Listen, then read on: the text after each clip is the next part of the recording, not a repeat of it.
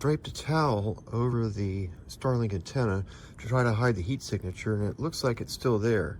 But what it really is you can actually see the towel is in this infrared image. You can see the towel, and to the right, you can see the tiny little piece right here, right there, that is not covered up by the towel. And that is what's giving this thing away. So you're gonna need a pretty big towel, but you can even see a little bit of the heat is coming through the towel, but it's not as obvious as if the towel is removed. So here,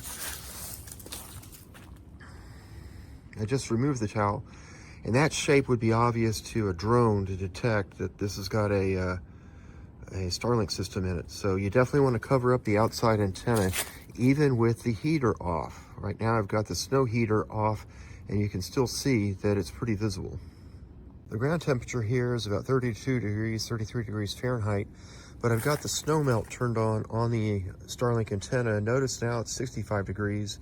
When it was off a few minutes ago, it was about 45 degrees. So turning on the snow melt may be great for snow melt, but if you're in an area where you don't want your Starlink to get detected, a drone with an infrared sensor would be able to pick up this shape really easy.